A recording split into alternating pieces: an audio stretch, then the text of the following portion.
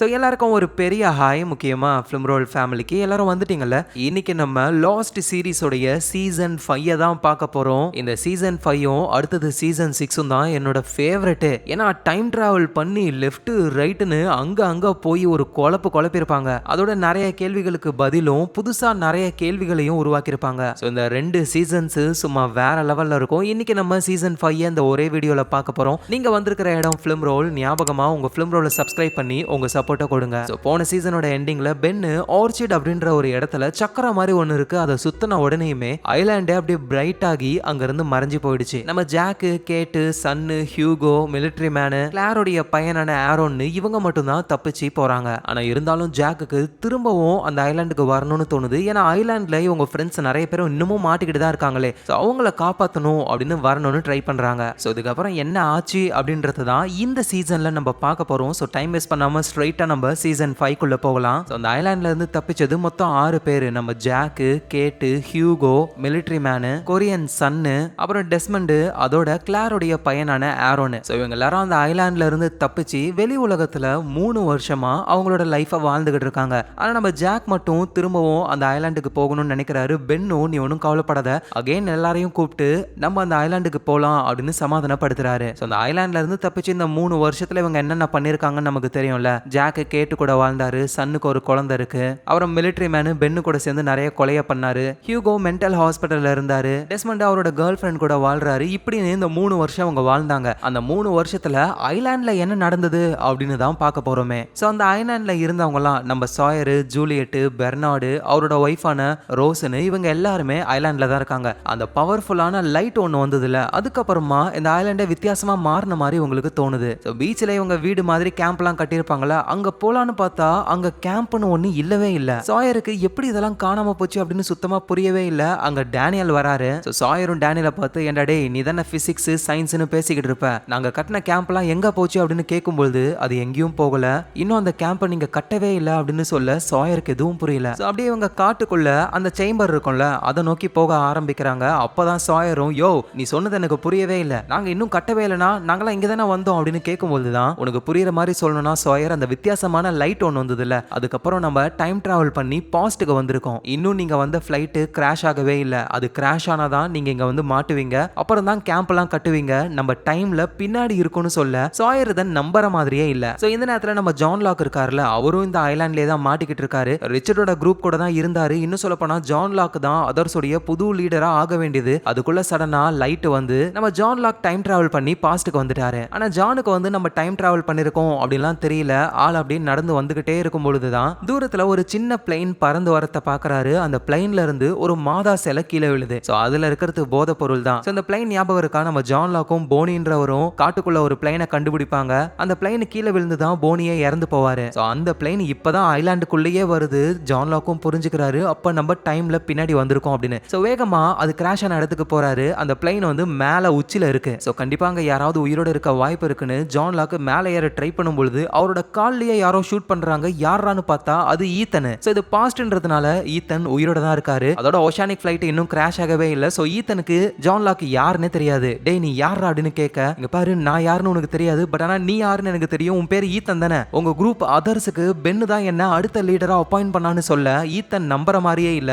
அப்படியே ஜான் லாக்கை ஷூட் பண்ணலான்னு வரும்பொழுது அகைன் பிரைட்டான ஒரு லைட் திரும்பவும் டைம் டிராவல் பண்ணி வேற ஒரு காலகட்டத்துக்கு வராரு. ஜான் லாக் மட்டும் கிடையாது, நம்ம சாயர், டேனியல், ஜூலியட்னு இவங்களும் டைம் டிராவல் பண்ண ஆரம்பிக்கிறாங்க. அந்த டேனியலும் நம்ம வேற ஒரு காலகட்டத்துக்கு வந்திருக்கோம், மேபி நம்ம ஃபியூச்சருக்கு கூட வந்திருக்கலாம், நம்ம கேம்ப் கூட அங்க இருக்கும்னு சொல்ல சாயரும், அப்படின்னா நான் அங்க போறேன். ஆனா டேனியல் தடுக்கிறாரு. ஏன்னா ஆல்ரெடி பீச்ல இன்னொரு சாயர் இருப்பான், நீ அங்க போனா தேவையில்லாத குழப்பம் தான் வரும், டைம் லைனே மாறிடும், அதனால நீ போக கூடாதுன்னு சொல்ல சாயர் வந்து இந்த டைம் டிராவல்ன்ற விஷயத்தையே நம்புற மாதிரியே இல்ல. எங்க நம்ம ஜான் லாக்கும் என்ன நடக்குதுன்னு புரியாம கால்ல குண்டடி பட்டுக்கிட்டு உட்காந்துக்கிட்டு இருக்கும்போது அங்க ரிச்சர்ட் வராரு. ஏய் ஜான் உன் கால்ல அடிபட்டு இருக்கல அப்படின்னு சொல்லி அந்த காயத்தை சரி பண்ண ஆரம்பிக்கிறாரு. ஜான் லாக்கு புரியல, என் கால்ல அடிபட்டது உனக்கு எப்படி தெரியும்? ஏன்னா ஜான் நீ தான் என்கிட்ட சொன்ன, நான் சொல்லலையே, உன்னை பொறுத்த வரைக்கும் அது இனிமே தான் நடக்க போகுது, எனக்கு ஆல்ரெடி நடந்துருச்சு. அதோட ஜான் நீ திரும்பவும் டைம் டிராவல் பண்ணி பாஸ்ட்டுக்கு போக போற, அப்ப நீ என்ன பார்த்தனா எனக்கு நீ யாருன்னு தெரியாது, அதனால இந்த காம்பஸை என்கிட்ட கொடு அப்படின்னு சொல்லி ஒரு காம்பஸை கொடுக்குறாரு. அதோட இங்க இருந்து தப்பிச்சு போன உன்னோட ஃப்ரெண்ட்ஸ் எல்லாருமே திரும்ப வரணும், அப்பதான் இங்க இருக்கிற எல்லாரையும் சேர்த்து இந்த ஐலாண்டையும் காப்பாற்ற முடியும், அதுக்கு நீ சாகிறது தான் ஒரே வழி அப்படின்னு சொல்லவே சடனா வெளிச்சம் வந்து நம்ம ஜான் லாக் திரும்ப பாஸ்ட்டுக்கே வந்துடுறாரு. ஸோ எப்படி ஜான் லாக் டிராவல் பண்ணி பாஸ்ட்டுக்கு வந்தாரோ அதே மாதிரி தான் நம்ம சாயர் ஜூலியட்னு இவங்க குரூப்பும் டிராவல் பண்ணி பாஸ்ட்டுக்கு வந்துடுறாங்க. ஸோ அந்த இடத்துல சேம்பரை பாக்குறாங்க. உள்ள கண்டிப்பா டெஸ்மண்ட் தான் இருக்கணும், நான் ட்ரெஸ் இல்லாம இருக்கேன் பாருன்னு சாயர் போயிட்டு கதவை தட்டுறாரு. ஆனா டேனியல் வந்து தடுக்கிறாரு. இங்க பாரு,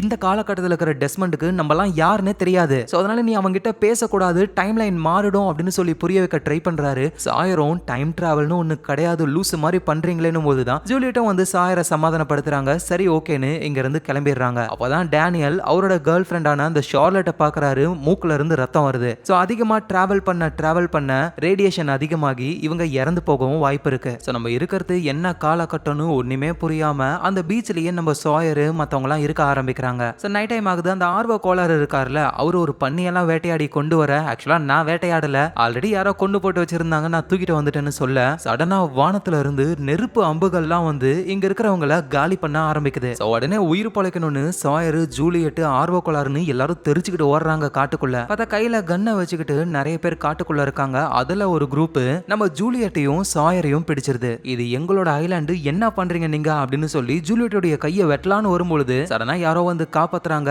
அந்த கேப்பை யூஸ் பண்ணி சாயரும் ஜூலியட்டும் அந்த ஆட்களை போட்டு அடிச்சு போட்டு யாரு காப்பாத்தினதுன்னு பார்த்தா அது நம்ம ஜான் லாக் தான். சோ ஒரு வழியா இவங்க ஒன்னு சேர்ந்துட்டாங்க. இது என்ன காலகட்டம், யார் இவங்க அப்படின்னு கண்டுபிடிக்க ட்ரை பண்றாங்க. சோ எப்படி சாயரு ஜூலியட் வந்து ஒரு கும்பல் கிட்ட மாட்டினாங்களோ அதே மாதிரி தான் அந்த டேனியல், ஆர்வக்கோளாறு, ஷார்லட்னு இவங்களையும் ஒரு குரூப் வந்து பிடிக்குது. ஆக்சுவலா இந்த குரூப் யாருன்னா பாஸ்ட்ல இருக்கிற அதர்ஸ். இந்த ஆர்வக்கோளாறு, டேனியல் இவங்களெல்லாம் ஒரு டென்ட் மாதிரியான இடத்துக்கு கொண்டு போறாங்க. அங்க ரிச்சர்ட் இருக்காரு. ரிச்சர்ட் பாத்தீங்கன்னா எல்லா காலகட்டத்திலையும் ஆளு ஒரே மாதிரி தான் இருக்காரு. சோ அது ஏன் அப்படின்னு நமக்கு போக போக தான் தெரிய வரும். சோ இந்த குரூப் வந்து பாஸ்ட்ல இருக்கிற அதர்ஸ், இப்பொழுதுக்கு இந்த குரூப்போட லீடர் வந்து ரிச்சர்ட் தான். சோ ரிச்சர்ட் டேனியலையும் மத்த ஆட்களையும் போட்டு அடைச்சு வைக்கிறாரு. டேனியலும் இங்க பாருங்க, நான் ஒரு சயின்டிஸ்ட், நீங்க ஏதோ ஹைட்ரஜன் பாம்னு பேசிட்டு இருந்தீங்க, அதுல என்னால ஹெல்ப் பண்ண முடியும், என்ன கூட்டிட்டு போங்கன்னு சொல்ல ரிச்சர்டும் டேனியலை கூட்டிட்டு போறாரு. இந்த நேரத்துல நம்ம ஜான் லாக், சாயரு, ஜூலியட் இவங்க கிட்ட மாட்டின ரிச்சர்டுடைய ஆளுங்களான அந்த அதர்ஸை சேர்ந்த ஆட்களை கூட்டிட்டு வந்துட்டு இருக்காங்க.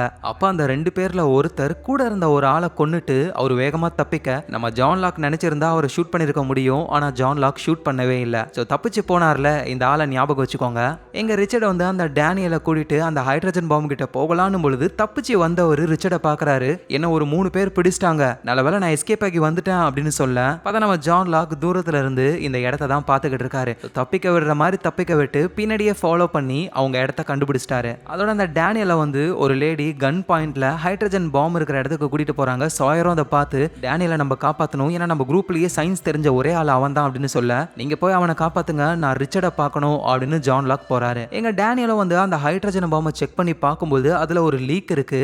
இப்படியே போச்சுன்னா அது ரியாக்ட் ஆகி எப்ப வேணாலும் வெடிக்கலாம், சீக்கிரமா ரிச்சர்ட் கிட்ட சொல்லுங்க, அதை புதைக்கணும், புதைச்சா மட்டும் தான் அந்த ஹைட்ரஜன் பாம்பு வெடிக்காது அப்படின்னு பேசும்பொழுதே சாயர் அந்த இடத்துக்கு வந்து டேனியலை காப்பாத்துறாரு. சோ இங்க நம்ம ஜான் லாக் வந்து ஸ்ட்ரைட்டா அந்த கேம்புக்கே போறாரு. பயமே இல்ல, நேரா ரிச்சர்டை கூப்பிடும் பொழுது ரிச்சர்டும் அங்க வராரு. நம்ம ஜான் லாக் தப்பிக்க விட்டார்ல ஒருத்தரை, அவரு கன் எடுத்துக்கிட்டு ரிச்சர்ட் இவனை நம்பாதீங்க, இவன் மோசமானவன் அப்படின்னு சொல்லும் பொழுது ரிச்சர்டும் சார்லி நீ கம்முனரு அப்படின்னு சொல்ல எது நீதான் சார்லியா அப்படின்னு ஜான் லாக் பாக்குறாரு. யாருன்னு தெரியல, அதான் நம்ம டெஸ்மண்டோடைய மாமனாரு, பென்னியோடைய அப்பா, அந்த சார்லஸ் தான் இந்த தப்பிச்சு போனவரு. இப்ப ரொம்ப யங்கா இருக்காரு ஆளு. ஏன்னா இது 1954வது வருஷம், அவ்வளோ பாஸ்ட்டுக்கு வந்திருக்காங்க நம்ம ஆளுங்க. சோ ரிச்சர்டும் நீ யாரு அப்படின்னு சொல்லி ஜான் லாக் கிட்ட கேட்கும் பொழுது ஜான் லாக் உடனே ரிச்சர்ட் கொடுத்த அந்த காம்பஸை கொடுக்கறாரு. இது உன்னோட காம்பஸ் தான், உன்னை பார்க்கும் பொழுது நீ தான் கொடுக்க சொன்னியே, அதோட பென் போனதுக்கு அப்புறம் அதர்ஸுக்கு நான் தான் லீடரா இருந்தேன்னு சொல்ல இப்ப இருக்கிற ரிச்சர்டுக்கு வந்து பென் யாருன்னு கூட தெரியாது, ஏன்னா பென் பிறக்கவே இல்ல. ஒருவேளை நான் சொல்றது பொய்ன்னு நினைச்சேன்னா இப்பல இருந்து ஒரு 2 வருஷம் கழிச்சு நான் இந்த இடத்துல இந்த ஹாஸ்பிடல்ல பிறப்பேன், நீ வேணா போய் செக் பண்ணி பாரு அப்படின்னு ஜான் லாக் சொல்றாரு. சோ அந்த விஷயத்த போன சீசன்லயே நம்ம பார்த்திருப்போம். ஜான் லாக் குழந்தையா இருக்கும் பொழுது அங்க ரிச்சர்ட் வந்து பார்த்திருப்பாரு, செக் பண்ண தான் வந்திருப்பாரு. சோ ரிச்சர்டும் உனக்கு என்ன வேணும் அப்படின்னு கேட்க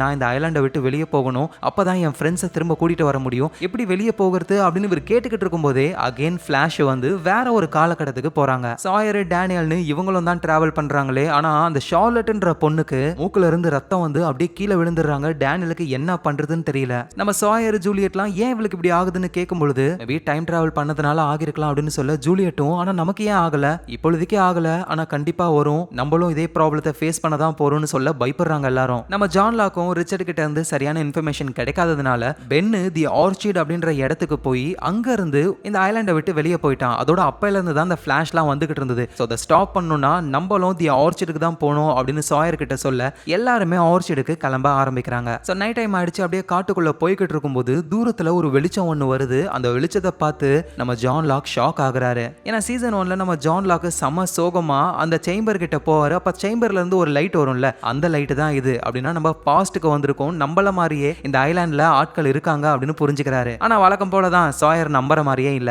சோ கடுப்பாகி ஆளு கொஞ்சம் தனியா வந்துடுறாரு. அப்ப ஏதோ ஒரு சவுண்ட் கேட்க போய் பார்த்தா கிளார் பிரெக்னெண்டா இருக்காங்க. நம்ம கேட்டு வந்து பிரசவம் பார்த்துக்கிட்டு இருக்காங்க. இந்த விஷயத்தை ஒரு பாக்குறாரு. சோ அப்படின்னா டைம் டிராவல்ன்றது உண்மைதான் அப்படின்னு சாயரும் இப்பதான் புரிஞ்சுக்கிறாரு. சோ அடுத்த நாள் ஆகுது. இப்படியே காட்டு வழியா போனா ஆர்ச்சர்டுக்கு போறதுக்கு ரொம்ப லேட் ஆகும். சோ அதனால போட் வழியா போகலாம் அப்படின்னு சொல்லி ஒரு பாய்மர போட் ஒன்னு இருக்கு, அதை எடுத்துக்கிட்டு கடல்ல இவங்க போக ஆரம்பிக்கிறாங்க. அப்படி போகும்போது நடுக்கடல்ல பின்னாடி ஒரு போட்ல வந்த யாரோ ஒருத்தங்க இவங்களை ஷூட் பண்ண ஆரம்பிக்கிறாங்க. சோ அவ்வளவுதான், இவங்களை ஷூட் பண்ணி காலி பண்ண போறாங்கன்னு நினைக்கும் பொழுது சடனா பிரைட் லைட் வந்து திரும்பவும் டைம் டிராவல் பண்றாங்க. சோ அப்புறம் ஒரு வழியா கரை ஒதுங்கிடுறாங்க. நைட் டைம் ஆயிடுச்சு. அப்ப ஜூலியட்டோடைய மூக்குல இருந்து ரத்தம் வர ஆரம்பிக்குது. சோ இவங்களுக்கும் அந்த எஃபெக்ட் வந்துகிட்டு இருக்கு. சோ இப்போ இவங்க இருக்கிற காலகட்டம் வந்து 1988. இதே காலகட்டத்துல தான் கடல்ல ஒரு பிரெஞ்சு குரூப் ஆளுங்கெல்லாம் வந்துகிட்டு இருக்காங்க. அப்போ ஒரு உடம்ப பாக்குறாங்க. யாரோ ஆபத்துல இருக்காங்க அப்படின்னு சொல்லி தூக்கி உள்ள போட்டா அது நம்ம ஜின்னு. அப்படின்னா ஜின்னு இன்னும் சாகவே இல்லை. அவர் அந்த ஐலாண்டோடைய சர்க்கிள்குள்ள இருந்ததுனால இவரும் மத்தவங்க கூட சேர்ந்து டைம் டிராவல் பண்ணிக்கிட்டு தான் இருக்காரு. சோ நல்ல வேளையா இப்ப ஒரு பிரெஞ்சு குரூப் காப்பாத்திட்டாங்க. அடுத்த நாள் ஆகுது, கரை ஒதுங்கிடுறாங்க.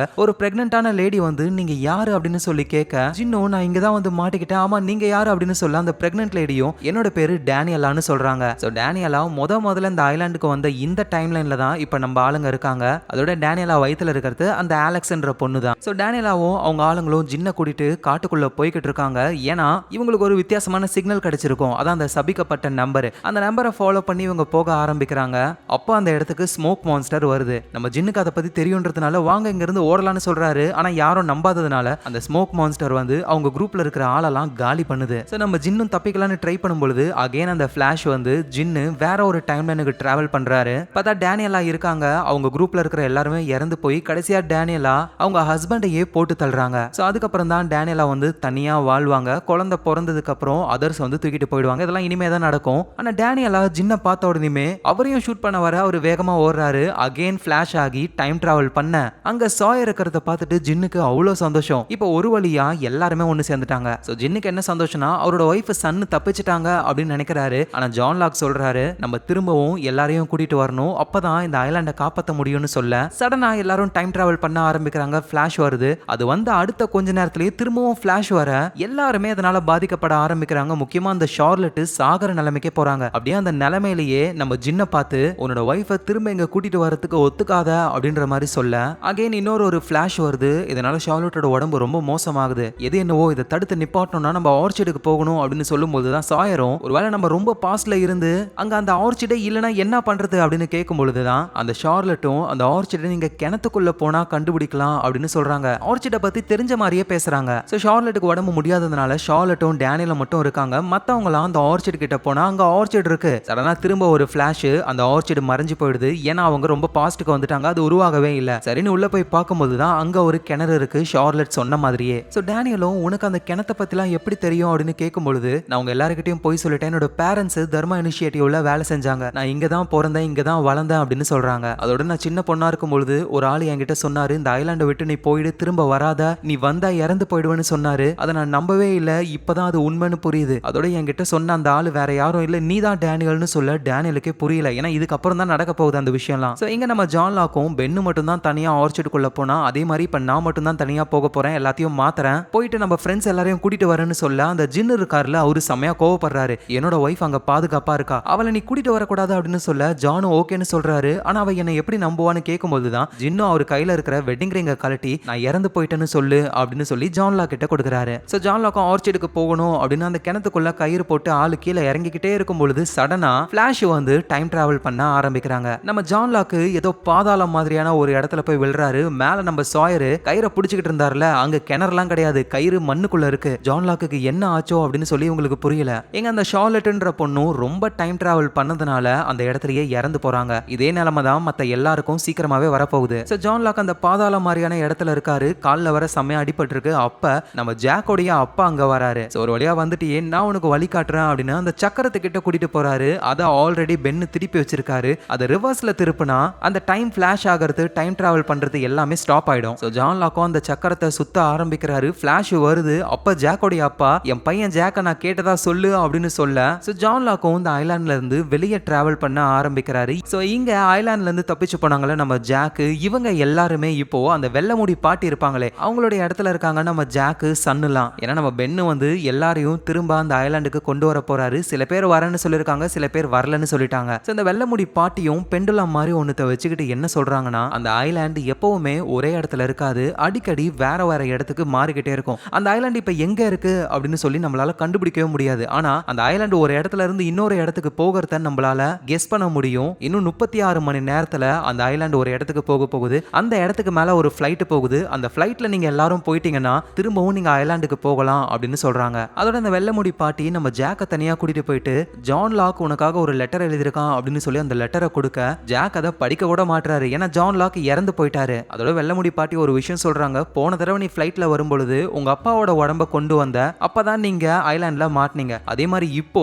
ஜான் லாக்கோடைய இறந்து போன உடம்பு சவப்பேட்டியோட நீ கொண்டு வரணும், அப்பதான் அகைன் இந்த விஷயம் நடக்கும்னு சொல்ல இதை ஜாக் பென்னு கிட்ட சொல்ல, பென்னும் ஜானோட உடம்ப நான் கொண்டு வரேன் அப்படின்னு சொல்லி அங்க இருந்து போறாரு. சரின்னு நம்ம ஜாக்கும் கிளம்புறதுக்கான வேலையெல்லாம் பார்க்கும்பொழுது பென்னு கிட்ட இருந்து கால் வருது. பென்னு முகம்லாம் ரத்தமா இருக்கு. ஜான் லாக்கோட உடம்ப நீயே போய் எடுத்துட்டு போ அப்படின்னு சொல்றாரு. என்ன ஆச்சுன்னு தெரியல. சரின்னு நம்ம ஜாக்கும் பென்னோட உடம்பெல்லாம் பிக் பண்ணிட்டு அந்த ஃபிளைட்ல போகிறதுக்கு ரெடி ஆகுறாரு. அங்க கேட்டு வராங்க, சன்னு வராங்க. ஆனா மத்தவங்க எல்லாம் வரலையே அப்படின்னு சொல்லி இவங்க சோகமா இருக்கும் பொழுது நம்ம மிலிட்டரி மேன் இருக்கார்ல, அவரு ஆளு பென்னுக்காக நிறைய பேரை கொலை பண்ணிருப்பார்ல, அதனால ஒரு போலீஸ் ஆபீசர் பிடிச்சு அரெஸ்ட் பண்ணி அதே ஃபிளைட்ல தான் கொண்டு வர போறாங்களாம். அதோட அங்க ஹியூகோ வந்திருக்காரு. சோ அவரும் ஐலாண்டுக்கு வர ஒத்துக்கிட்டாரு. ஆனா நிறைய பேர் வந்து மாட்டக்கூடாது அப்படின்றதுக்காக காலியா இருக்கிற சீட் எல்லாத்தையும் இவரு காசு கொடுத்து வாங்குறாரு. லாட்டரியில வின் பண்ணி நிறைய பணம் இருக்குல்ல, சோ அதனால நிறைய சீட்டை வாங்கிடுறாரு. இப்போ அந்த ஏரோப்ளைன்ல ஐலாண்ட்ல இருந்து தப்பிச்ச நம்ம டெஸ்மண்ட், கிளாரோட குழந்தை ஆரோன், இவங்களை தவிர மத்த எல்லாருமே போறாங்க. சோ ஃபிளைட்ல போய்கிட்டு இருக்கும்போது ஜாக் நம்ம ஜான் லாக் எழுதின அந்த லெட்டரை ஓபன் பண்றாரு. அதுல சிம்பிளா ஜாக் நீ என்ன நம்பணும் அப்படின்னு நான் ஆசைப்படுறேன் அப்படின்ற மாதிரி எழுதிருக்கு. அதோட அந்த ஃபிளைட்டை ஓட்டுறவரும் வேற யாரும் இல்ல, இவங்க கூடவே தப்பிச்ச அந்த பைலட் தான். சோ எல்லாருமே மொத்தமா திரும்பவும் ஐலாண்டுக்கே போக போறாங்க. சடனா ஒரு பெரிய ஃபிளாஷ் வருது. பார்த்தா நம்ம ஜாக் ஐலாண்டுக்கு வந்துட்டாரு. அங்க கேட்டு ஹியூகோன்னு எல்லாரையும் மீட் பண்ண, மத்தவங்க எல்லாம் எங்க போனாங்கன்னு தெரியல. ஃபிளைட் இங்க கிராஷ் ஆயிடுச்சு போல. சரி ஓகே நம்ம ஃப்ரெண்ட்ஸை தேடலாம் அப்படின்னு நினைக்கும் பொழுது அந்த இடத்துக்கு ஹியூகோ ஒரு வேனை ஓட்டிட்டு வருவார்ல, பழைய வேனு, அது புத்தம் புதுசா அங்க வருது. அந்த வேன்ல இருந்து நம்ம ஜின்னு இறங்குறாரு. அவரு ஜாக்கு கேட்டு ஹியூகோவெல்லாம் பார்த்து ஷாக் ஆகுறாரு. சோ இவங்க வந்து ஃபிளைட் வந்துட்டு பயங்கரமாலாம் கிராஷ் ஆகல, ஓரளவுக்கு சேஃபா லேண்ட் பண்ணிட்டாங்க போல. நம்ம ஜாக்கு அவருடைய ஆளுங்களை தாண்டி நார்மல் பேசஞ்சர்ஸ் எல்லாம் வந்திருப்பாங்கல்ல, அவங்களும் இப்ப அந்த ஐலாண்ட்ல மாட்டிக்கிட்டாங்க. அவங்க என்ன சொல்றாங்கன்னா, புதுசா ஒரு ஆள் இருக்கான், அவன் நம்ம கூட ஃபிளைட்ல வராத ஆளு அப்படின்னு சொல்லி போய் பார்க்கும்போது தான் அது நம்ம ஜான் லாக். இறந்து போனவர் இந்த ஐலாண்டுக்கு வந்த உடனேயுமே உயிர் பழிச்சுக்கிறாரு. ஸோ ஜான் லாக் எப்படி இந்த ஐலாண்டை விட்டு வெளியே போனாரு, ஏன் அவர் இறந்து போனாரு அப்படின்ற விஷயம் தான் இப்ப நமக்கு தெரிய போகுது. ஜான் லாக் அந்த சக்கரத்தை சுத்தின உடனேயுமே அவரு ஐலாண்டை விட்டு வெளியே அந்த பாலைவனத்துக்கு வராரு. ஸோ யார் அந்த ஐலாண்ட்ல சக்கரத்தை சுத்தினாலும் அவங்க இந்த இடத்துக்கு தான் டெலிபோர்ட் ஆயிடுவாங்க. நம்ம ஜான் லாக் ஐலாண்டை விட்டு வெளியே வந்ததுனால அவரால் நடக்க முடியாம போகுது. ஸோ அப்ப அந்த இடத்துக்கு ஆட்கள்லாம் வந்து ஜான் லாக்கு ட்ரீட்மெண்ட் பாக்குறாங்க. ஜான் லாக் கண்ணை முழிச்சு பார்க்கும்பொழுது அங்க பென்னியோட அப்பா சார்லஸ் இருக்காரு. அந்த சார்லஸும், நான் சின்ன பையனா இருக்கும்பொழுது உன்னை பார்த்திருக்கேன், பல வருஷம் ஆயிடுச்சு, உனக்கு பல வருஷம், ஆனா எனக்கு ஒரு 2-3 நாள் தான் அப்படின்னு ஜான் லாக் சொல்ல, பாத்தியா அந்த ஐலாண்ட்ல டைம் எவ்வளவு வித்தியாசமா ஒர்க் ஆகுதுன்னு. இப்போ என்ன உன் ஃப்ரெண்ட்ஸ் எல்லாம் திரும்ப அந்த ஐலாண்டு கூட்டிட்டு போகிறதுக்கு தானே வந்திருக்க, நான் உனக்கு ஹெல்ப் பண்றேன் அப்படின்னு ஒரு ஆளை ஏற்பாடு பண்ணி ஜான் லாக் அந்த ஆள் கூட சேர்ந்து அவரோட ஃப்ரெண்ட்ஸான மிலிட்டரி மேனு, ஜாக்கு, கேட்டுன்னு எல்லாரையுமே மீட் பண்றாரு. ஆனா யாருமே வரத்துக்கு ஒத்துக்கவே இல்லை. ஏன்னா நம்ம ஜான் லாக் வந்திருக்கிற டைம் லைனை பொறுத்த வரைக்கும் நம்ம ஜாக்கு மற்றவங்கலாம் ஐலாண்ட்ல இருந்து தப்பிச்சு இங்க வந்து கொஞ்ச நாள் தான் ஆகிருக்கு. ஸோ ஹாஸ்பிட்டல்ல நம்ம ஜாக்கெல்லாம் மீட் பண்ணி ப்ளீஸ் திரும்பவும் அந்த ஐலாண்டுக்கு நம்ம போய் தான் ஆகணும்னு சொல்ல ஜாக்கு கண்டுக்கவே இல்லையா. அப்பதான் ஜான் லாக் சொல்றாரு, உன்னோட அப்பாவை நான் அங்க பார்த்தேன், அவரோட பேர் இதுதான்னு கரெக்டா சொல்லி அவர் உனக்கு ஹாய்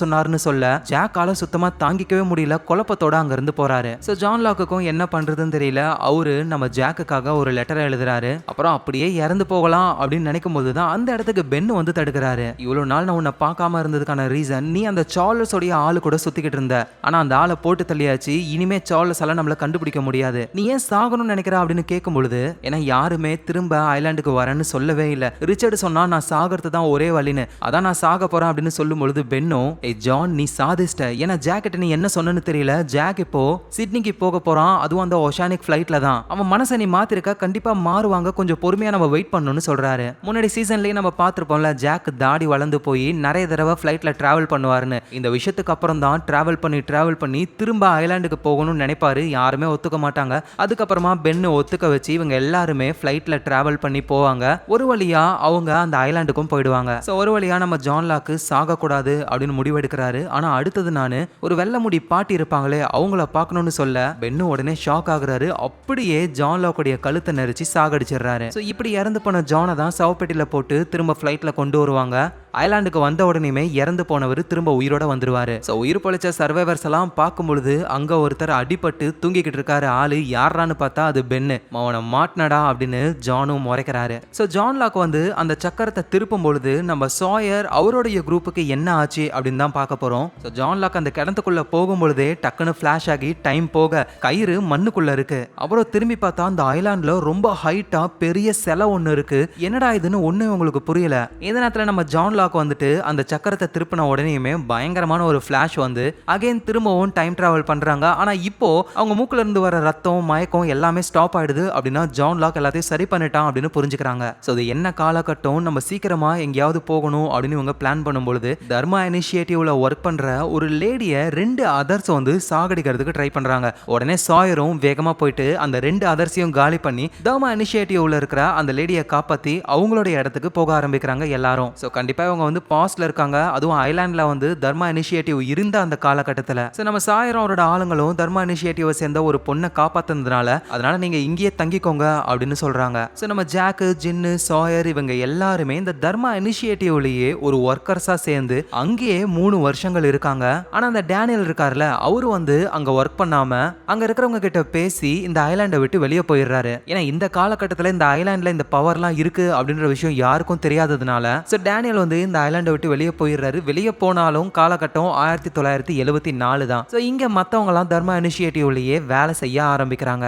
ஸோ ஐலாண்ட்ல இருந்து தப்பிச்சு போனவங்க 3 வருஷம் வெளியே எப்படி இருந்தாங்கன்னு பார்த்துட்டோம். ஐலாண்ட்ல இருந்தவங்க 3 வருஷங்கள் இப்படி தான் வாழ்ந்திருக்காங்க. 3 வருஷம் கழிச்சு ஒரு நாள் ஜின்னு நம்ம சாயரை கூப்பிட சாயரும் வந்து பார்த்தா வேன்ல இருந்து நம்ம ஜாக்கு, கேட்டு, ஹியூகோ இறங்குறாங்க. ஸோ நம்ம ஜாக்கும் சாயரை பார்த்து என்ன நீ தர்மா இனிஷியேட்டிவ் ட்ரெஸ் எல்லாம் போட்டிருக்க, அகைன் அவங்க ஐலாண்டுக்கு வந்து ஆராய்ச்சி ஆரம்பிச்சிட்டாங்களான்னு கேட்க அவங்களாம் யாரும் வரல, நம்ம தான் டைம்ல பின்னாடி வந்திருக்கோம், இது 1977ன்னு சொல்ல நம்ம ஜாக்கு, கேட்டு, ஹியூகோலாம் ஷாக் ஆகுறாங்க. ஸோ ஃபிளைட்ல வந்த இவங்களும் டைம்ல பாஸ்ட்ல டிராவல் பண்ணி 1977க்கே வந்துட்டாங்க. ஸோ சாயரும் இப்போ இந்த ஐலாண்ட்ல தர்மா இனிஷியேட்டிவ் ஆளுங்களும் அதர்ஸும் இருக்காங்க. ஒன்று நீங்க தர்மா இனிஷியேட்டிவ் ஆளுங்களா இருக்கணும், இல்ல அதர்ஸா இருக்கணும். அப்படி இல்லாம வெளியே இருந்து வந்தீங்கன்னா உங்களை ஹாஸ்டேஜஸ்ன்னு பிடிச்சு வச்சிருவாங்க. ஆனா நீங்க ஒன்றும் கவலைப்படாதீங்க, இனிமே நீங்க தர்மா இனிஷியேட்டிவ்ல ஒர்க் பண்ற ஆளுங்க உங்களையும் நான் அங்கேயே சேர்த்து விட்டுறேன் அப்படின்னு சொல்லி ஜாக்கு, கேட்டு, ஹியூகோவெல்லாம் கூட்டிட்டு போறாரு. சோ வந்தது இவங்க 3 பேர் மட்டும் கிடையாது, ஃபிளைட்ல வந்த நிறைய பேர் பீச்ல தான் இருக்காங்களே. சோ அவங்க எல்லாரும் ஹெல்ப் வர வரைக்கும் நம்ம இங்கேயே இருக்கலாம்னு சொல்லி அங்கேயே இருக்க ஆரம்பிக்கிறாங்க. ஆனா நம்ம கொரியன் சன்னும் அந்த பைலட்டும் மட்டும் தனியா போக ஆரம்பிக்கிறாங்க.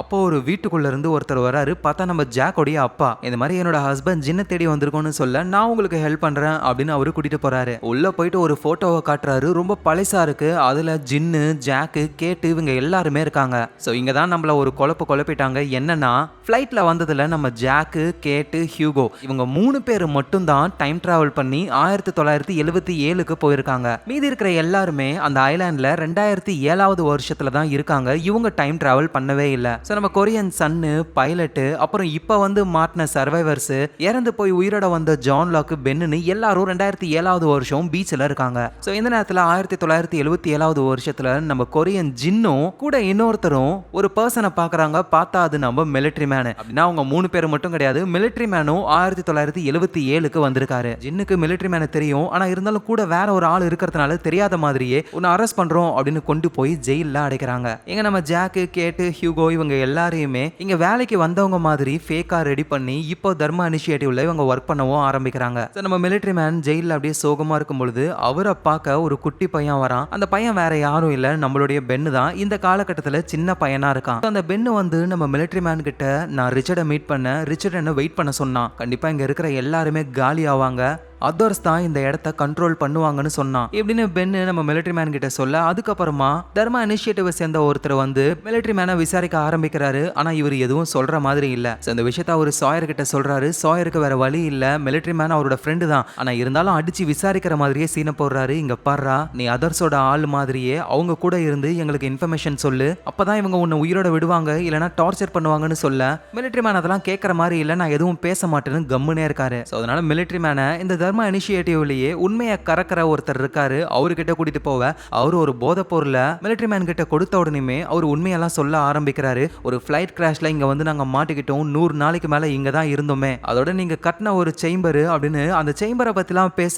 அங்க இருக்கிறவங்க ஷாக் ஆகுறாங்க. ஏன்னா இன்னும் அந்த சேம்பரை கட்டி முடிக்கவே இல்லை, இது எப்படி இவனுக்கு தெரியும் அப்படின்னு. அதோட 1977 கண்டிப்பா நீங்க எல்லாரும் சாக போறீங்க அப்படின்ற மாதிரி சொல்றாரு. ஏன்னு கேட்க நான் ஃபியூச்சர்ல இருந்து வந்திருக்கேன்னு சொன்ன உடனே அடச்சா இவன் வளர்றான் அப்படின்னு யாருமே நம்ம மிலிட்டரி மேன் சொல்றத நம்பவே இல்லை. எது என்னவோ இந்த மிலிட்டரி மேன் நமக்கு தேவையில்லை அப்படின்னு சொல்லி அவரை கொல்லலாம் அப்படின்னு முடிவெடுக்கிறாங்க. சாயரும் எப்படியாவது மிலிட்டரி மேனை காப்பாற்றணும் அப்படின்னு யோசிக்கிறாரு. அப்பதான் நைட் டைம்ல ஒரு வேன் ஒன்று எரிஞ்சுக்கிட்டே வந்து ஒரு வீடு மேல மோதி அந்த வீடே பத்திக்கிட்டு எரிய ஆரம்பிக்குது. இந்த கேப்ல சின்ன பையனா இருக்கிற பென்னு வந்துட்டு நம்ம மிலிட்டரி மேனோட டோரை ஓபன் பண்ணி விட்டு தப்பிக்க வைக்கிறாரு. ரெண்டு பேருமே அங்கிருந்து தப்பிக்கிறாங்க. அந்த இடத்துல ஜின்னு இருக்க மிலிட்டரி மேன் ஜின்னை அடிச்சு போட்டுட்டு அதோட கன்னை எடுத்து சின்ன பையனா இருக்கிற பென்னையும் ஷூட் பண்ணிடுறாரு. சோ பாஸ்ட்ல பென்னு இறந்து போயிட்டாரு அப்படின்னா ஃபியூச்சர்ல எல்லாமே மாறிடும். சோ ஒரு வழியா தர்மா இனிஷியேட்டிவ்ல வந்து அந்த நெருப்பெல்லாம் அணைச்சிட்டாங்க. யார் இந்த மாதிரி பண்ணிருக்காங்கன்னு புரியல. போயிட்டு செல்லுல பார்த்தா அங்க மிலிட்டரி மேனை காணோம். சோ யாரோ தப்பிக்க வச்சிருக்காங்க, யாருன்னு புரியல.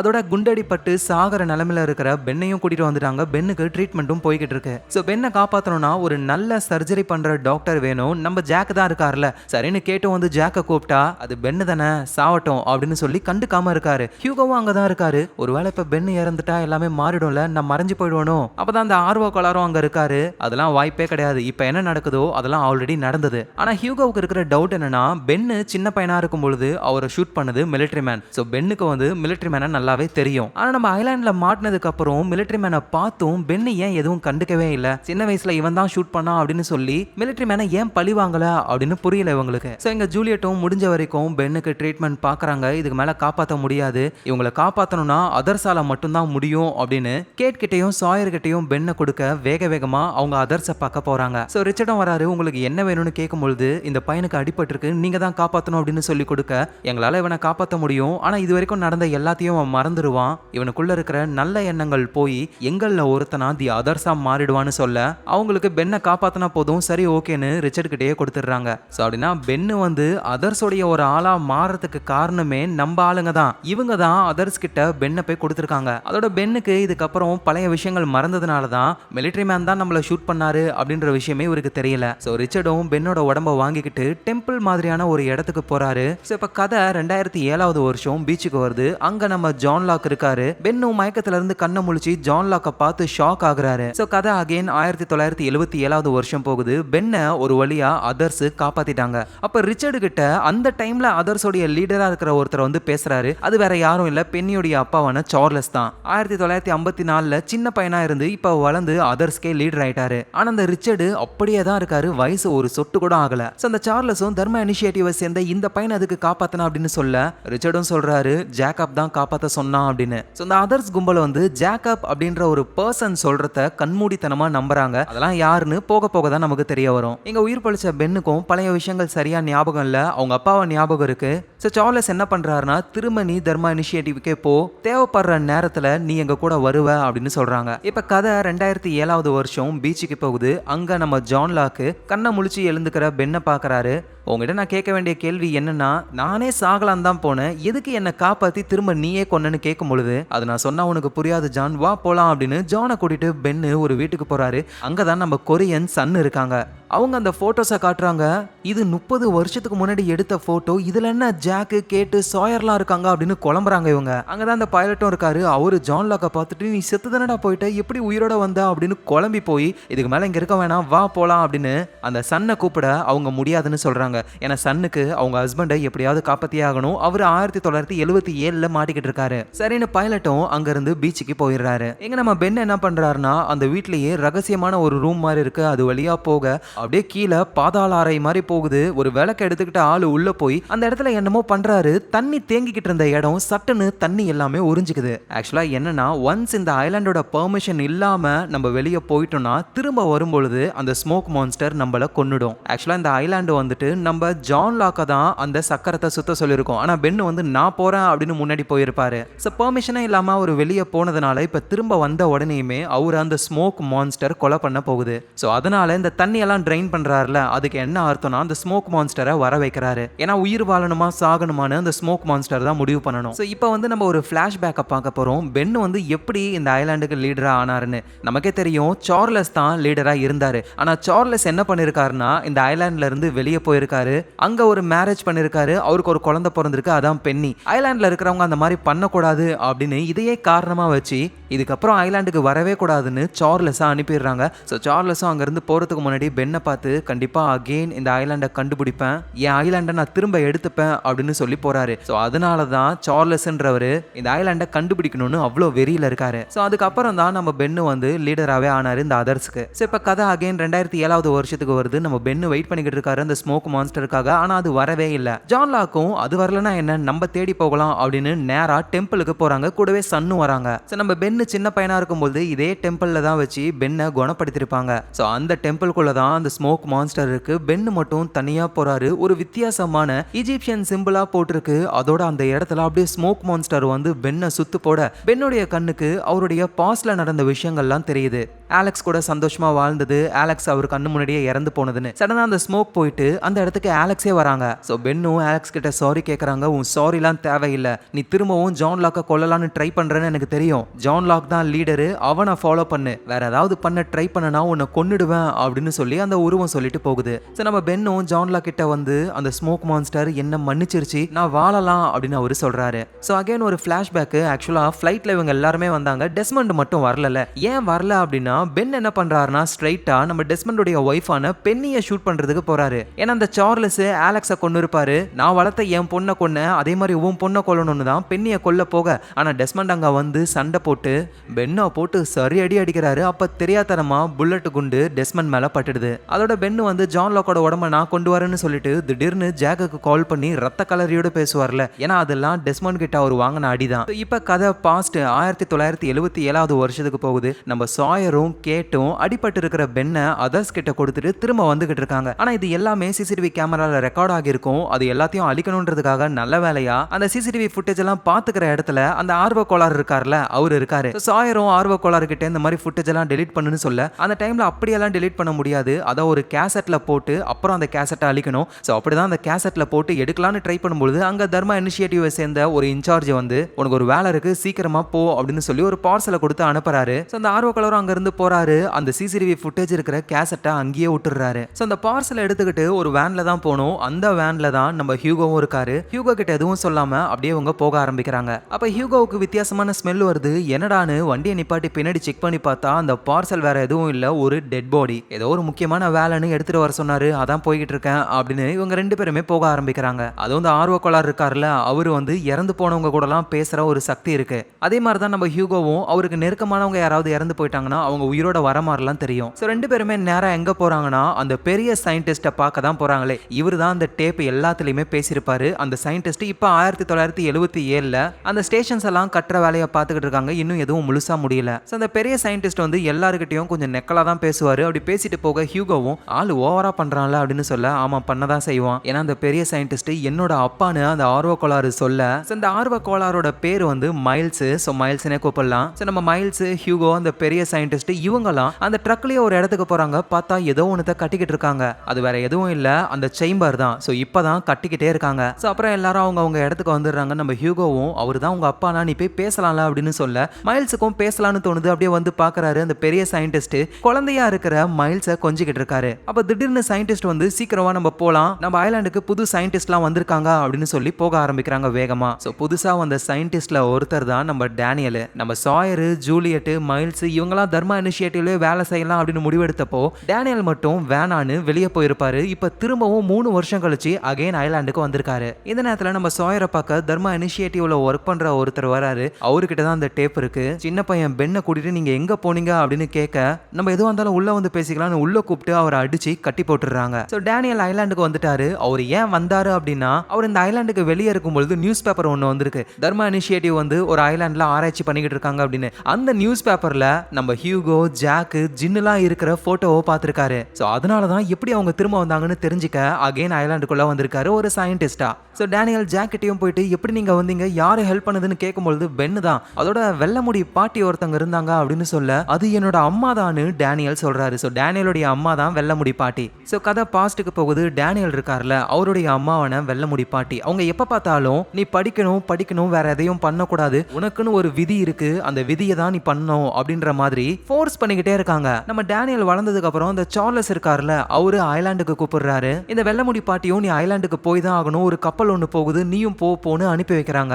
சோ இப்படி அவங்க ஃபோர்ஸ் பண்ணதுனால தான் அவரு சார்லஸ் உடைய கப்பல்ல ஐலாண்டுக்கு வந்திருப்பாரு. ஜாக்கெல்லாம் பார்த்து இவ்வளவு விஷயங்கள் நடந்திருக்கும். நம்ம டேனியல் என்ன நினைக்கிறாருன்னா, பாஸ்டை யாராலையும் மாத்த முடியாது, ஆனா முடியும் அப்படின்னு சொல்லி இங்க நடந்த இன்சிடென்ட்டையே மாத்தலாம் அப்படின்னு ட்ரை பண்றாரு. நேரா அந்த பெரிய சயின்டிஸ்ட் கிட்ட போயிட்டு, இங்க பாருங்க நீங்க பண்றதுனால பெரிய ப்ராப்ளம் வரப்போகுது, அதுவும் ஒரு சேம்பரை கட்டிக்கிட்டு இருக்கீங்களா, அந்த சேம்பர்ல இருந்து எலக்ட்ரோ மேக்னெட்டிக் ஃபீல்டு ரிலீஸ் ஆக போகுது, அது ரிலீஸ் ஆயிடுச்சுன்னா எல்லாருமே அழிஞ்சிருவோம் அப்படின்னு சொல்ல, ஆனா அதான் அந்த பெரிய சயின்டிஸ்ட் நம்புற மாதிரி இல்ல, நீங்க நம்பிதான் ஆகணும், நான் ஃபியூச்சர்ல இருந்து வந்திருக்கேன், பக்கத்துல மைல்ஸ் இருக்காரு, அதோட இந்த மைல்ஸ் இருக்கான்ல இவன் வேற யாரும் இல்ல உங்களோட பையன் தான் அப்படின்னு சொல்ல, அப்போ அந்த பெரிய சயின்டிஸ்ட் கேட்கற மாதிரியே இல்ல. எங்க சாயரும் ஜாக்கிட்ட இந்த மாதிரி எங்களோட சிசிடிவி கேமரா ஒருத்தங்க கிட்ட கிடைச்சிருச்சு, அவனை பிடிச்சி வச்சிருக்கோம் அப்படின்னு பேசிக்கிட்டு இருக்கும்போது அங்க டேனியல் வராரு. நான் சொல்றத இந்த தர்மா இனிஷியேட்டிவ்ல இருக்கிறவங்க யாருமே நம்புற மாதிரி இல்ல, நம்புற ஒரு ஆளு தி அதர்ஸ்ல இருக்காங்க அப்படின்னு சொல்ல, யாரான்னு கேட்கும்போது தான் என்னோட அம்மா அதர்ஸ்ல தான் இந்த காலகட்டத்தில் வேலை செஞ்சுக்கிட்டு இருந்தாங்க அப்படின்னு சொல்றாரு. ஆனா லொகேஷன் எனக்கு தெரியாது, எனக்கு காட்டுறீங்களான்னு கேட்கும்போது கேட்டும் ஜாக்கும் காட்டுறோன்னு வராங்களா.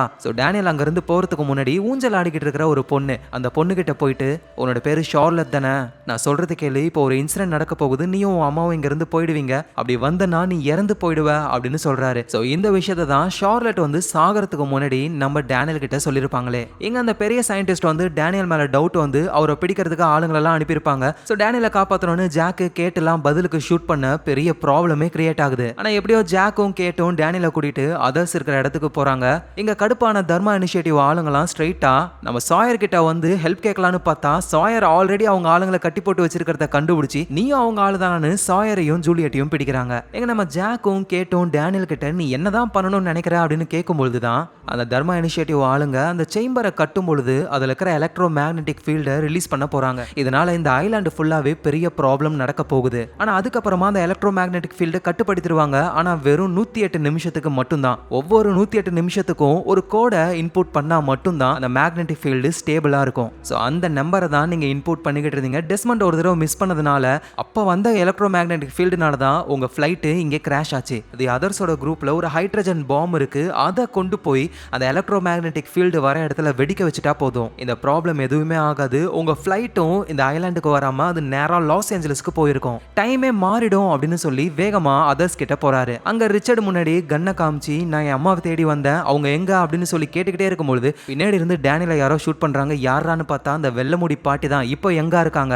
அப்படியே சாகர நிலைமையில டேனியல், டி பாவி அம்மா, உன் கையால நான் சாகரத்தை தான் டெஸ்டினி விதின்னு சொல்லி என்ன அனுப்பி வச்சியா அப்படின்னு அந்த இடத்துலயே இறந்து போறாரு. ஸோ டேனியல் கூடவே வந்த நம்ம ஜாக்கையும் கேட்டையும் அவங்க பிடிச்சிடுறாங்க. தனியா ஒரு இடத்துல அடைச்சு வச்சு விசாரிக்க ஆரம்பிக்கிறாங்க. டேனியலை ஷூட் பண்ண அவருடைய அம்மாவான வெள்ளமுடி லேடி அவங்க டேனியலுடைய புக்கை பார்த்துட்டு இவன் என்ன எங்களோட ஹைட்ரஜன் பாம்பை பத்திலாம் எழுதி வச்சிருக்கான், அதோட இந்த புக்ல என்னோட கையெழுத்துலாம் இருக்கு, யார் அவன் அப்படின்னு சொல்லும் போதுதான் ஜாக்கும் சொல்றாரு நீங்க ஷூட் பண்ணது வேற யாரும் இல்ல உங்களோட பையன் தான் அப்படின்னு. இன்னும் கொஞ்ச நேரத்துல அந்த சேம்பர் உருவாக்குற இடத்துல எலக்ட்ரோ மேக்னெட்டிக் ஃபீல்டு வரப்போகுது, இந்த ஐலாண்டே அழிய போகுது, அதுக்குள்ள அந்த ஹைட்ரஜன் பாம்பை கொண்டு போய் அந்த இடத்துல வெடிக்க வச்சுட்டா எல்லாமே நார்மல் ஆயிடுன்னு உங்க பையன் தான் சொன்னா, ப்ளீஸ் அதை பண்ண விடுங்க அப்படின்னு சொல்ல ஸோ அதர்ஸும் நம்ப ஆரம்பிக்கிறாங்க. அந்த ஹைட்ரஜன் பாம்பு இருக்கிற இடத்துக்கு நம்ம ஜாக்கையும் கேட்டையும் கூட்டிட்டு போறாங்க. அந்த இடத்துல தப்பிச்சு போன நம்ம மிலிட்டரி மேனும் வராரு. கேட் என்ன பண்றாங்கன்னா, நம்ம ஃப்ரெண்ட்ஸுக்கு என்ன ஆபத்து இருக்கும்னு தெரியல, நான் போய் அவங்கள காப்பாத்துறேன் அப்படின்னு சொல்லி கேட் அங்க இருந்து போயிடுறாங்க. நம்ம ரிச்சர்டு, மிலிட்டரி மேனு, ஜாக்கு இவங்க மட்டும் தண்ணிக்குள்ள குதிச்சு ஒரு வித்தியாசமான இடத்துக்கு போறாங்க. அங்கதான் ஹைட்ரஜன் பாம்பை வச்சிருக்காங்க. இந்த நேரத்துல அந்த தர்மா இனிஷியேட்டிவ்ல வந்து நம்ம சாயரையும் ஜூலியட்டையும் போட்டு செம்ம அடி அடிக்கிறாங்க. உன்னோட ஃப்ரெண்ட்ஸ் தானே அந்த ஜாக்கு, கேட்டு, டேனியல்லாம் அவங்கலாம் எங்க அப்படின்னு சொல்லி கேட்கறாங்க. இங்க நம்ம ஹியூகோ, மைல்ஸ், ஜின்னு இவங்கலாம் தனியா எஸ்கேப் ஆகலாம் நினைக்கும் பொழுது அந்த பெரிய சயின்டிஸ்ட் வராரு. எனக்கு தெரிஞ்ச அந்த டேனியல் சொன்னது உண்மைதான் நினைக்கிறேன், நீங்களாம் ஃபியூச்சர்ல இருந்து தானே வந்தீங்க, அதோட மைல்ஸ் நீ தான் என் பையனான்னு கேட்க அவரும் ஆமான்னு சொல்ல, சரி ஓகே இந்த விஷயத்தை நம்ம எப்படியாவது தடுக்கலாம் அப்படின்னு அந்த பெரிய சயின்டிஸ்டும் இவங்களுக்கு ஹெல்ப் பண்ண ஒத்துக்கிறாரு. ஸோ இந்த இடத்துல ஏதோ ஒரு பெரிய விஷயம் நடக்க போகுது, அதனால எல்லாருமே நீர்மூழ்கி கப்பல் வழியா இந்த ஐலாண்டை விட்டு போங்கன்னு அனுப்புறாரு.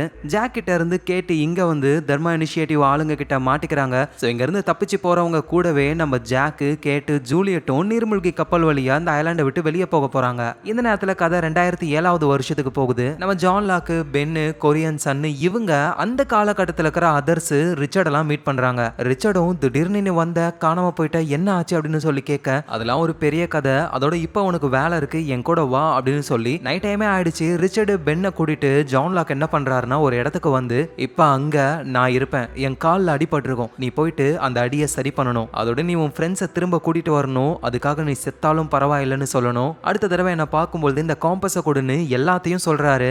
ரிச்சர்டும் ஒன்றும் புரியாம கேட்டுக்கிட்டு இருக்கும்போது பார்த்தா அந்த இடத்துல நம்ம ஜான் லாக் வராரு காலில் அடிபட்டு. ஸோ ரிச்சர்டும் போயிட்டு காலை சரி பண்றாரு. ஜான் லாக்கும் கேட்பார்ல, எனக்கு காலில் அடிபட்டது உனக்கு எப்படி தெரியும், ஏன்னா நீ தான் சொல்லுவ அப்படின்னு சொல்லியிருப்பாரு. ஸோ இப்படி தான் நடந்திருக்கு அந்த விஷயம். ஸோ அந்த காம்பஸ் எல்லாம் கொடுத்ததுக்கு அப்புறம் அந்த ஜான் லாக் வந்து டைம் டிராவல் பண்ணி வேற ஒரு காலகட்டத்துக்கு போயிடுவாரு. ஸோ அதுக்கப்புறமா அகைன் அதர்ஸ் குரூப் கிட்ட வராங்க. அங்க நிறைய பேர் இருக்காங்க. ஜான் லாக் என்ன பண்றாருன்னா, இப்போ நான் தான் அவங்க குரூப்போடைய லீடர், நம்ம உடனே ஜேக்கப்பை பார்க்க போக போறோம், ஏன்னா ஜேக்கப் சொல்றது தான் இங்க இருக்கிற எல்லாருமே கேட்குறீங்க, டைம் வேஸ்ட் பண்ணாம இப்பயே கிளம்பலான்னு எல்லாரையும் கூட்டிட்டு ஜேக்கப்பை பார்க்கறதுக்கு ஒரு இடத்துக்கு போறாங்க. ஸோ அப்படியே நடந்து அடுத்த நாளே ஆயிடுது. நம்ம பென்னும் நீ ஏன் ஜேக்கப்பை பார்க்கணும்னு அவ்வளோ ஆர்வமா இருக்கா அப்படின்னு ஜான் லாக் கிட்ட கேட்க, அவரும் ஏன்னா அப்பதானே என்னால ஜேக்கப்பை கொல்ல முடியும் அப்படின்னு சொல்றாரு. ஸோ இந்த ஜேக்கப் யாரு அப்படின்ற விஷயம்லாம் நமக்கு அடுத்த சீசன்ல தான் தெளிவா தெரியும். ஆனா இப்போ ஜேக்கப்பை பத்தி லைட்டா ஒரு விஷயம் தெரிய வருது. 1867வது வருஷம் ரொம்ப பாஸ்ட்ல ஜேக்கப் இருக்காரு. அவர் ஒயிட் கலர்ல ட்ரெஸ் போட்டிருக்காரு. அந்த ஐலாண்ட்லயே மீன்லாம் பிடிச்சி ஆளு சமைச்சுக்கிட்டு இருக்கும்போது தூரத்துல ஒரு போட் ஒன்று வருது. இதுதான் பிளாக் ராக். அதான் ஒரு போட்ல வந்து நிறைய அடிமைகள் எல்லாம் கட்டி வச்சிருப்பாங்க, பாம்லாம் இருக்குமே, அந்த போட்டு இப்பதான் இந்த ஐலாண்டுக்குள்ளேயே வருது. அப்ப ஜேக்கப் கூடவே பிளாக் கலர்ல ட்ரெஸ் போட்டிருக்கிற ஒரு ஆள் இருக்காரு. அவரு ஜேக்கப் கிட்ட, அந்த போட் இங்க தான் வந்துகிட்டு இருக்கு, அவங்கள வர வைக்கிறது நீ தானே. ஜேக்கப்பும் அப்படியே கம்முன்னு இருக்காரு. அவங்க வருவாங்க, சண்டை போடுவாங்க, அழிவாங்க, அவ்வளவுதான். ஏதாவது ஒரு லூப் ஹோல் கண்டுபிடிச்சி ஜேக்கப் கண்டிப்பா நான் உன்னை அழிப்பேன் அப்படின்னு அந்த கருப்பு ட்ரெஸ் போட்டவர் சொல்றாரு. பக்கத்திலே தான் இருக்காரு ஜேக்கப். போய் கொல்லலாமே அப்படின்னு நீங்க நினைக்கலாம். ஆனா இவங்க ரெண்டு பேருக்கு பின்னாடி ஒரு பெரிய விஷயம் இருக்கு. அதோட இவங்க இருக்கிற டைம் லைன்ல ஒரு பெரிய சிலை ஒன்றும் இருக்கு. ஸோ இந்த ஜேக்கப் வந்துட்டு இந்த ஐலாண்ட்ல மட்டும் கிடையாது, ரியல் உலகத்திலையும் அவர் இருக்காரு. நம்ம கேட்டு வந்து சின்ன குழந்தையா இருக்கும்பொழுது ஒரு டிபார்ட்மெண்டல் ஸ்டோர்ல திருடுறாங்க. கடைக்காரர் பார்த்து அவங்க அம்மா கிட்ட மாட்டி விடலான்னு ட்ரை பண்ணும்பொழுது அங்க ஜேக்கப் வந்து கேட்ட காப்பாத்துறாரு. ஸோ அதே மாதிரி தான் சாயர் சின்ன பையனா இருக்காரு. ஒரு ஆள் வந்து ஏமாத்திட்டு போனதுனால சாயருடைய அப்பா அம்மா ரெண்டு பேருமே இறந்து போக, ஏமாத்திட்டு போன அந்த பர்சனுக்கு லெட்டர் எழுதலாம்னு நினைக்கும் பொழுது பெண்ணை எழுத மாட்டேங்குது. ஆனா அப்போ அந்த இடத்துக்கு ஜேக்கப் வந்து ஒரு பெண்ணை கொடுக்கறாரு. சாயர் அதை வாங்கி அந்த லெட்டரை எழுதுறாரு. ஸோ அதே மாதிரி தான் நம்ம மிலிட்டரி மேனும் அந்த ஐலாண்ட்ல இருந்து தப்பிச்சு வெளியே வந்ததுக்கு அப்புறம் அவருடைய கேர்ள் ஃப்ரெண்ட் கூட ரொம்ப சந்தோஷமா அவர் வாழ்ந்துகிட்டு இருக்கும்போது கரெக்டா ரோட கிராஸ் பண்ணும்போது நம்ம ஜேக்கப் வந்து மிலிட்டரி மேன் கிட்ட இந்த அட்ரஸ்க்கு வழி சொல்லுங்களேன்னு கேட்க, கேர்ள் ஃப்ரெண்ட் மட்டும் ரோட கிராஸ் பண்றாங்க, ஆக்சிடென்ட் ஆகி அங்கேயே இறந்து போறாங்க. ஸோ இப்படின்னு அந்த ஃபிளைட் மூலியமா ஐலாண்ட்ல வந்த எல்லாருடைய லைஃப்லயும் ஜேக்கப் ஏதோ ஒரு விஷயத்தோட கனெக்ட் ஆகுறாரு. ஸோ கதை 2007வது வருஷத்துக்கு போகுது. ரெண்டாவது தடவை நம்ம ஜாக்கு, கேட்டு இவங்கெல்லாம் ஐலாண்டுக்கு வந்தாங்கல்ல, அப்ப கூடவே இன்னும் சில சர்வைவர்ஸ்லாம் இருந்திருப்பாங்கல்ல, அவங்க ஏதோ சாதாரண பேசஞ்சர்ஸ்னு பார்த்தா அவங்களுக்கும் இந்த ஐலாண்டை பத்தி தெரிஞ்சிருக்கு. அவங்க பெருசா ஒரு பொட்டி எடுத்துட்டு வராங்க. நம்ம பைலட் இருக்காருல, அவரும் நீங்களாம் யாரு, ஆல்ரெடி இங்க வந்திருக்கீங்களா அப்படின்னு கேட்கும் பொழுது இந்த ஐலாண்ட்ல எவ்வளவு பெரிய ப்ராப்ளம் நடக்க போகுதுன்னு உங்களுக்கு தெரியுமா அப்படின்னு அந்த பெட்டியை ஓபன் பண்ணி காட்டுறாங்க. பைலட் ஷாக் ஆகுறாரு. எங்க நம்ம ஜான் லாக் வந்து எல்லாரையுமே கூட்டிட்டு ஜேக்கப்பை பார்க்கணும் அப்படின்னு வந்துகிட்டு இருக்காரு. ஜேக்கப்பை கொல்றதுக்கு தான் அவர் வராரு. இந்த விஷயத்த பென் கிட்ட சொல்லியிருப்பாரு. ஆனா பென் யாருக்கிட்டையும் சொல்லல. நீ ஏன் நான் சொன்னதை யாருக்கிட்டையும் சொல்லலன்னு கேட்கும்போது தான் அந்த டெம்பிள்ல அந்த ஸ்மோக் மான்ஸ்டர் வரும்பொழுது இறந்து போன நான் வளர்த்த என் பொண்ணு ஆலெக்ஸ் வந்தா. அவன் நீ சொல்ற எல்லாத்தையும் கேட்கணும்னு சொன்னா இல்லைன்னா கொன்னுடுவாளாம். அதனாலதான் நீ சொல்ற எல்லாத்தையும் கேட்டு உன் பின்னாடியே வரேன் அப்படின்னு பென் சொல்றாரு. ஓ அப்படியா, நான் என்ன சொன்னாலும் செய்வியா அப்படின்னா ஓகே, ஜேக்கப்பை கொல்ல போறது நான் கிடையாது நீ தான் அப்படின்னு சொல்றாரு. ஸோ அப்படியே கதை 1977வது வருஷத்துக்கு வருது. நீர்மூழ்கி கப்பல்ல இந்த ஐலாண்டை விட்டு வெளியே போய்கிட்டு இருக்கிற நம்ம சாயரு, கேட்டு, ஜூலியட் இவங்க எல்லாருமே திரும்ப ஐலாண்டுக்கு போகணும். ஏன்னா ஜாக்கு ஹைட்ரஜன் பாம்பை வெடிக்க வைக்க போறான். நம்ம ஹெல்ப் வேணும் அப்படின்னு நீர்மூழ்கி கப்பல்ல இருக்கிற ஆளுங்களெல்லாம் அடிச்சு போட்டுட்டு வேகமா திரும்ப ஐலாண்டுக்கே வந்துகிட்டு இருக்காங்க. எங்க நம்ம ஜாக்கும் மிலிட்டரி மேனும் ஒரு வழியா அந்த ஹைட்ரஜன் பாம்புக்குள்ள இருந்து பாம்பை மட்டும் எடுத்து ஒரு பேக்ல மாட்டிக்கிட்டு வேகமா அந்த சேம்பர் கட்டுற இடத்துக்கு போகலான்னு ட்ரை பண்றாங்க. ஆனா தர்மா இனிஷியேட்டிவ் ஆளுங்கெல்லாம் பார்த்து கன்ல ஷூட் பண்ண மிலிட்டரி மேனுக்கு பயங்கரமா அடிபடுது. நல்ல வேளையா அந்த இடத்துக்கு ஹியூகோ, மைல்ஸ், ஜின்னுலாம் வர அவங்களுடைய வேன்லயே நம்ம ஜாக்கும் மிலிட்டரி மேனும் எஸ்கேப் ஆகி அந்த சேம்பர் இருக்கிற இடத்துக்கு போக ஆரம்பிக்கிறாங்க. இந்த நேரத்துல அந்த சேம்பர் கட்டுற இடத்துல தர்மா இனிஷியேட்டிவ் ஆளுங்களுக்குலாம் நியூஸ் வருது, இந்த மாதிரி ஒருத்தன் பாம்போட அந்த இடத்துக்கு வந்துகிட்டு இருக்கான் அப்படின்னு. அதனால எல்லாருமே அலர்ட் ஆகுறாங்க. ஜாக்கும் எப்படி போகலான்னு யோசிக்கிறாரு. ஸோ ஜாக்கையும் பார்த்துடுறாங்க. அவங்க ஷூட் பண்ண ஆரம்பிக்கிறாங்க. நல்ல வேலையா சாயரு, கேட்டு, ஜூலியட்டு நம்ம ஹியூகோ, மைல்ஸ், ஜின்னு எல்லாருமே வந்து ஹெல்ப் பண்ண ஆரம்பிக்கிறாங்க. அந்த கேப்ல நம்ம ஜாக் அந்த பாம்பை எடுத்துக்கிட்டு நேரா அந்த சேம்பருக்காக ஆழமா பள்ளம் மாதிரி தோண்டி வச்சிருக்காங்க. அதுக்குள்ள அந்த ஹைட்ரஜன் பாம்பை போடுறாரு. ஆனா உள்ள போயிட்டு அது வெடிக்கவே இல்லை. ஸோ என்னன்னு ஒண்ணுமே உங்களுக்கு புரியல.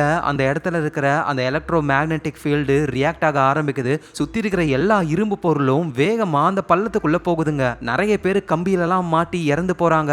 ஜாக் மண்டையிலலாம் பெரிய பெரிய டூல்ஸ் பாக்ஸ் எல்லாம் வந்து அடிச்சு எல்லாருக்குமே செமையா அடிபடுது. அப்போ ஒரு பெரிய சங்கிலி ஒண்ணு அந்த மேக்னெட்டிக் ஃபோர்ஸ்ல அப்படியே வேகமா போகும்போது ஜூலியட்டையும் இழுத்துட்டு போகுது. சாயர் காப்பாத்த ட்ரை பண்றாரு. ஆனா ஃபோர்ஸ் ரொம்ப அதிகமா இருக்கிறதுனால முடியல. ஜூலியட் அப்படியே அந்த சேம்பருக்காக தோண்டின அந்த பள்ளத்துக்குள்ள விழுந்துடுறாங்க. இங்க ஜான் லாக் அந்த பெரிய சிலை கிட்ட வந்துட்டாரு. ஆனா இந்த டைம் லைன்ல வந்து வெறும் கால் மட்டும் தான் இருக்கு அந்த சிலையோடது. ஸோ யாரும் உள்ள வராதீங்க, நானும் பென்னும் மட்டும் போறோம் அப்படின்னு சொல்லி ஜான் லாக் பென்னை கூட்டிட்டு போறாரு. உள்ள போனதுக்கு அப்புறம் ஜேக்கப்பை போட்டு தள்ள ரெடியா தானே இருக்க அப்படின்னு கத்தி எல்லாம் கொடுக்குறாரு. சரின்னு உள்ள போறாங்க. பார்த்தா அங்கதான் ஜேக்கப் இருக்காரு. ஜான் லாக்கும் பென் எதுக்கு வெயிட் பண்ற, போய் போட்டு தள்ளு. ஆனா ஜேக்கப் என்ன சொல்றாருன்னா, பென் இதை பண்ணணும்ன்ற அவசியம் கிடையாது, இங்க நடக்கிறத நீ தெளிவா புரிஞ்சுக்கிட்டாலே போதும் அப்படின்னு சொல்ல. ஆனா ஜான் லாக் என்ன சொல்றாருன்னா, யோசிப்பாரு, இங்க வந்தா எல்லார் நோயும் போகுது, ஆனா உனக்கு ஏன் ஸ்பைனல்ல டியூமர் வந்தது, நீ மட்டும் ஏன் கஷ்டப்படணும், உன் கண்ணு முன்னாடியே உன் பொண்ணு இறந்து போயிருக்கா, அதுக்கெல்லாம் காரணம் இவன் தான் அப்படின்னு சொல்ல பென் எமோஷனல் ஆகி ஜேக்கப்ப கத்தியால குத்துறாரு. அவரை ஜான் லாக் ஜேக்கப்பை எட்டி உதைக்கிறாரு. நெருப்புல விழுந்துடுறாரு ஜேக்கப். இந்த நேரத்துல வெளியே அந்த பொட்டியை வச்சுக்கிட்டு சில சர்வைவர்ஸ்லாம் இருக்காங்கல்ல, அவங்க ரிச்சர்டு கிட்ட வந்துடுறாங்க. நீங்க தானே ரிச்சர்டு அப்படின்னு சொல்லி, இதை நீங்க பார்த்தே ஆகணும் அப்படின்னு அந்த பெட்டியை ஓபன் பண்றாங்க. பார்த்தா அதுக்குள்ளதான் உண்மையிலேயே இறந்து போன நம்ம ஜான் லாக்கோடைய உடம்பு இருக்கு. ஜான் லாக் இறந்து போய் இருக்காரு அப்படின்னா அப்ப இவ்வளவு நேரம் ஜான் லாக்கா இருந்தது யாரு அப்படின்னு ஒரு பயங்கரமான குழப்பம் வருது. இந்த நேரத்துல நம்ம ஜூலியட் இருக்காங்கல்ல, அவங்க அந்த பள்ளத்துக்குள்ள விழுந்து போயிருக்காங்க. இன்னும் உயிரோட தான் இருக்காங்க. அவங்களுக்கு பக்கத்துல ஏதாவது ஹைட்ரஜன் பாம் இருக்கு, அது வெடிக்காம இருக்கா, அதனால பக்கத்துல இருக்கிற ஒரு கல் எடுத்து அந்த ஹைட்ரஜன் பாம் அடிக்கும் பொழுது அது வெடிக்க ஆரம்பிக்குது. அவ்வளவுதான், ஒரு பிரைட்டான லைட். ஸோ இந்த இடத்துலயே இந்த சீசன் 5 முடியுது. ஸோ அவ்வளவுதான், ஒரு வழியா அந்த சீரீஸை நம்ம முடிக்க போறோம். இன்னும் ஒரே ஒரு சீசன் தான், நாளைக்கு நம்ம பார்த்துடலாம். எல்லா கேள்விகளுக்கும் பதில் அதில் தான் இருக்கு. அதோட முக்கியமா உங்க ஃபிலிம் ரோலை சப்ஸ்கிரைப் பண்ணி உங்க சப்போர்ட்டை கொடுங்க. நாளைக்கு நம்ம வேற லெவல் சீசன்ல பார்க்கலாம். Lots of love guys.